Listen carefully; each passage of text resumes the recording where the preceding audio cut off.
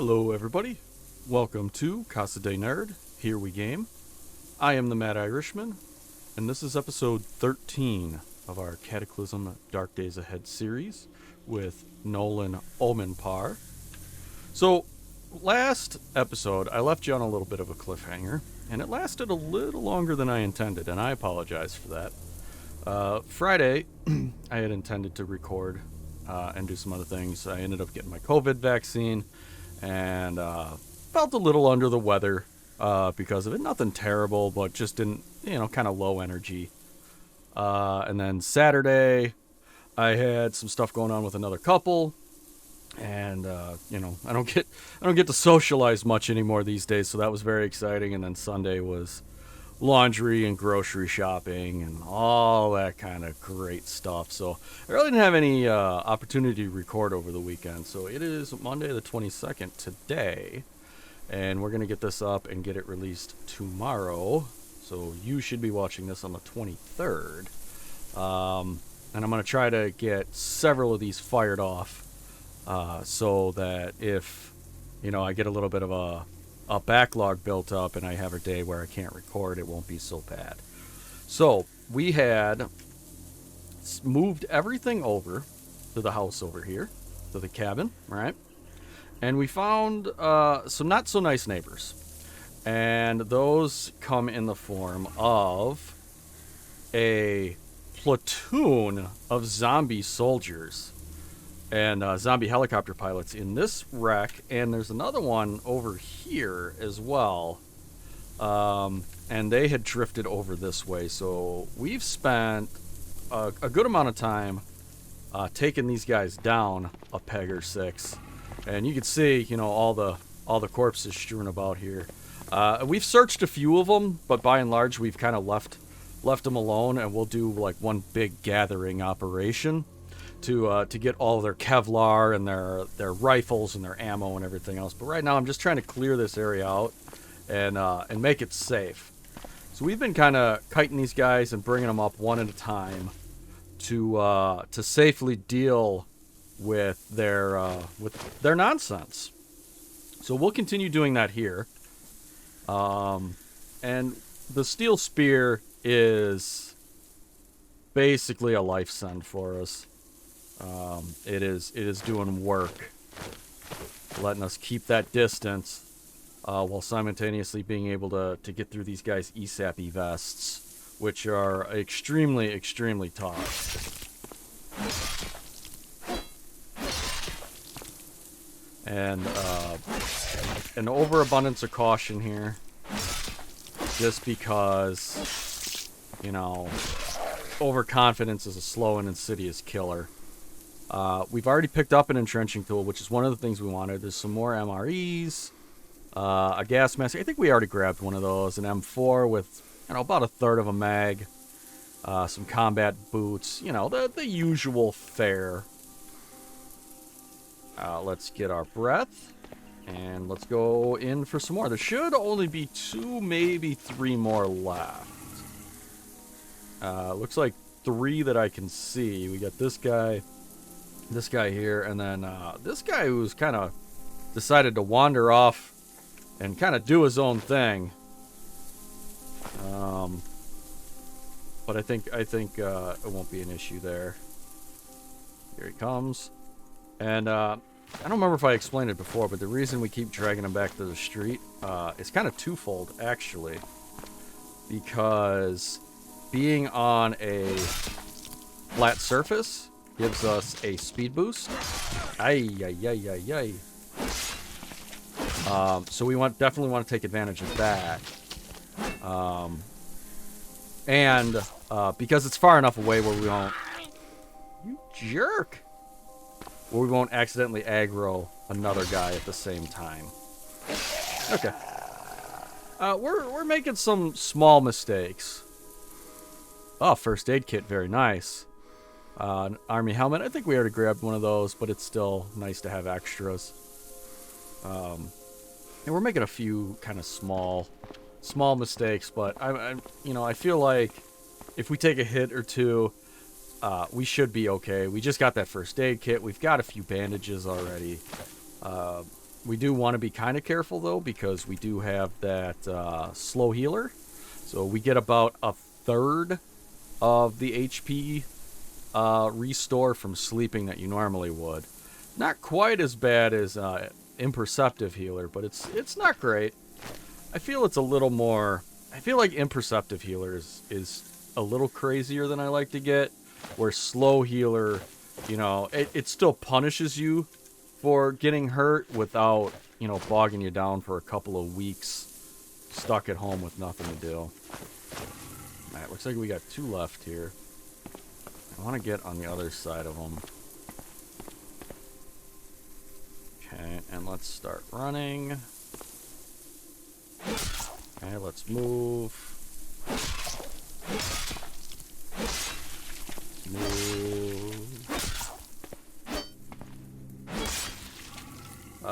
Looks like we're doing a kind of a good pace here. There we go. That one was a much cleaner fight, a much better fight. He's got a lot of food on him. I mean, he's just got a lot of stuff in general. It's exciting.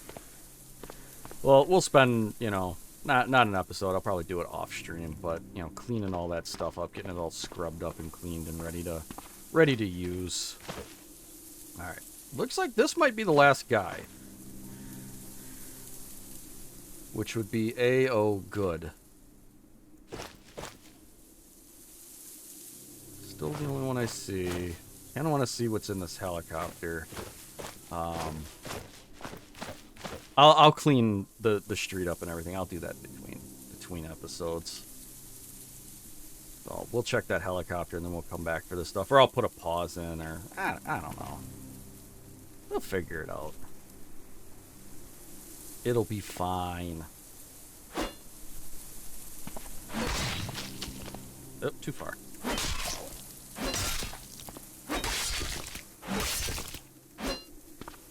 Oop, too far again.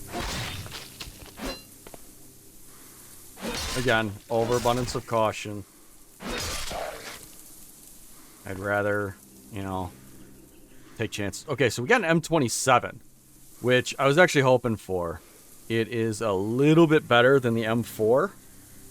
We also got some grenades, which I think we had one already, but that gives us 3 grenades. Very cool. And a military ID card. This will get us, I think you need like 7 of them to get through a military base. But it's a start, right? It's one that we didn't have before. So it's very, very good stuff. All right, let's check out this helicopter crash. This is exciting for multiple reasons.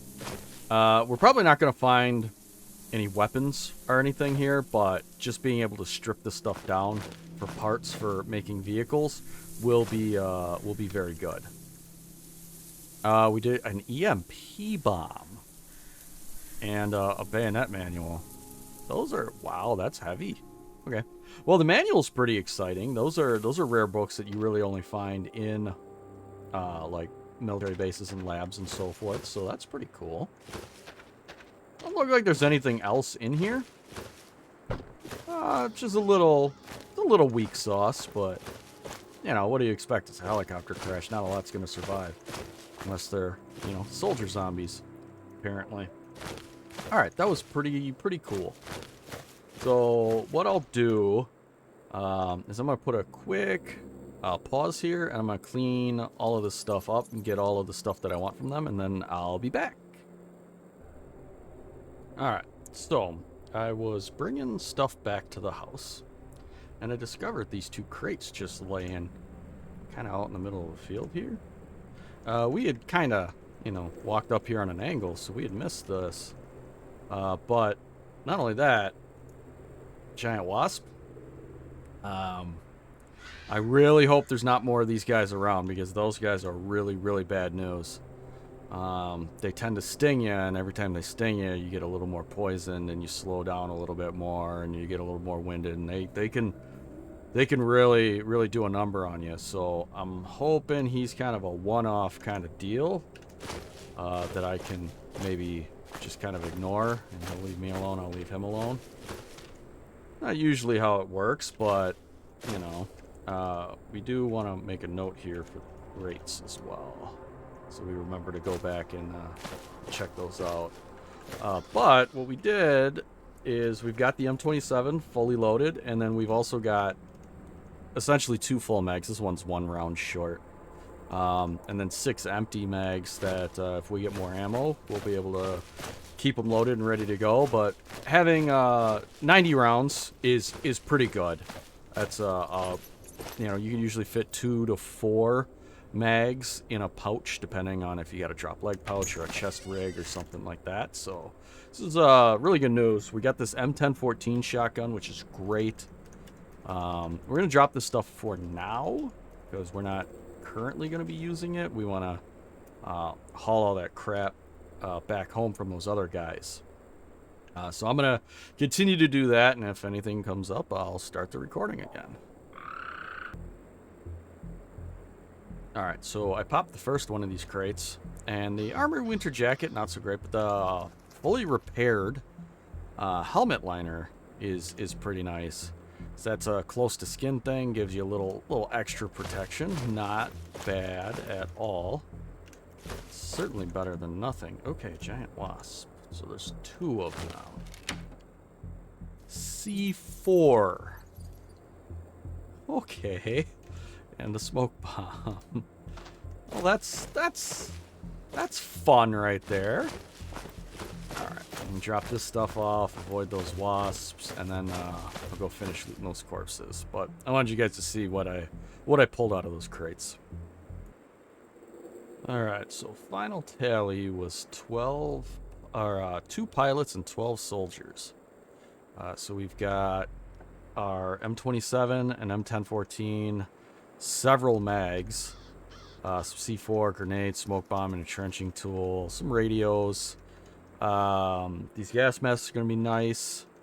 We've got a holster with a couple of pistols that I got to deal with, bunch of molly packs, some sunglasses so we can make welding goggles and a few other things, sheaths with combat knives, bunch of MREs.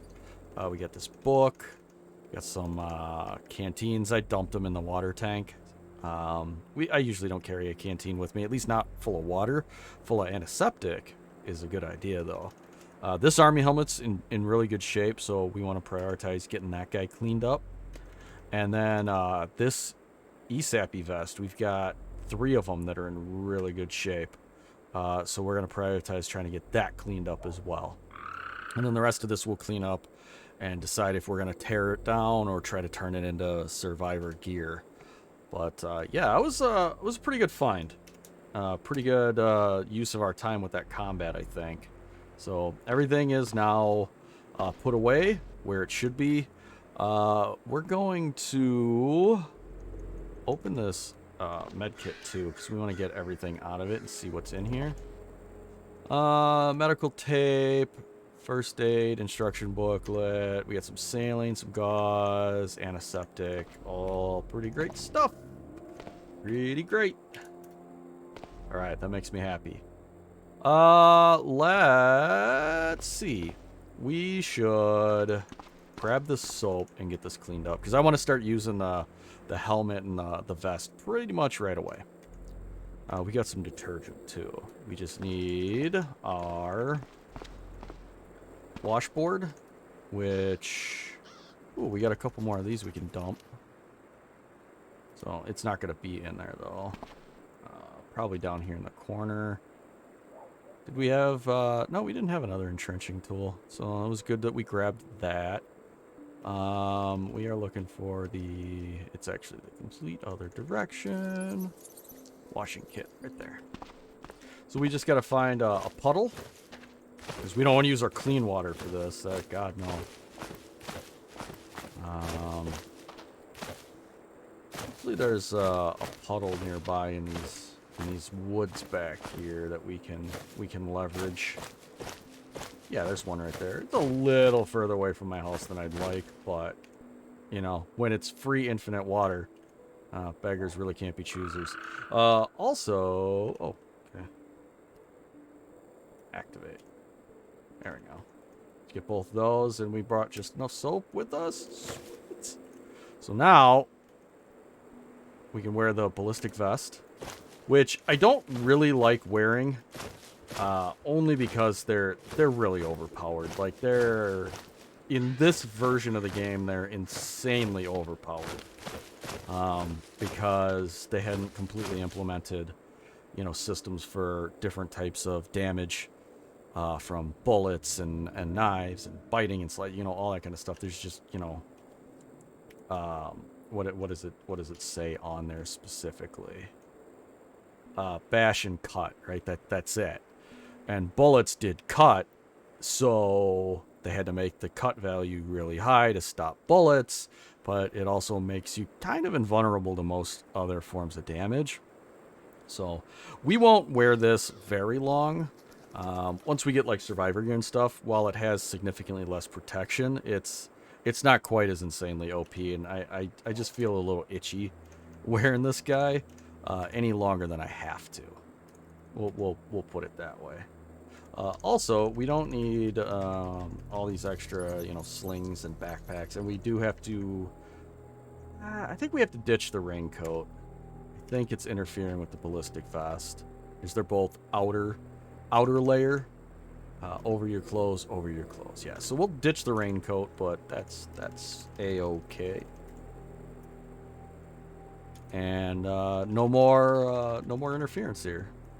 So, yeah, for 10 encumbrance, getting 48 bash and 86 cut, and that's not even as good as it could be because it's damaged. I think it's 50 and 90 or something like that by default. It's pretty insane. I mean, the interceptor vest, what is it, the improved outer tactical vest or whatever the technical definition of it is. It's a really good vest. It's supposed to be, but the way it was added into the game didn't quite translate properly. We're gonna refill that, which will dump all the water in our plastic canteens into there. So if we look at this guy, we can see that it's got 235 clean water, and it's only 20% full. So this thing can hold a ton of water. So that's going to be really, really helpful for always making sure that we've got clean water to drink. We want to sort all that out. The other thing we got to do is the tricorn has served us well, but it's not as good as an army helmet.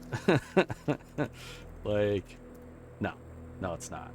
So, the fact that it's a poor fit doesn't matter, because encumbrance on your head doesn't do anything. All it does is, like, you can only have, I think it's like 50 worth of encumbrance on your head, regardless of what it is, as long as it's not the same item. The reason I couldn't wear the tricorn and the helmet is because they're both hats, right? You can't have two hats, hat on a hat.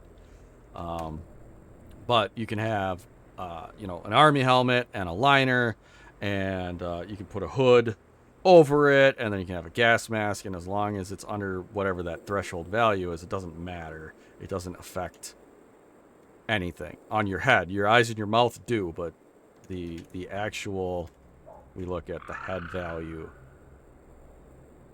This, like, the amount of encumbrance means nothing, where eyes and mouth actually do. If that makes sense. I hope it does. Let's see here.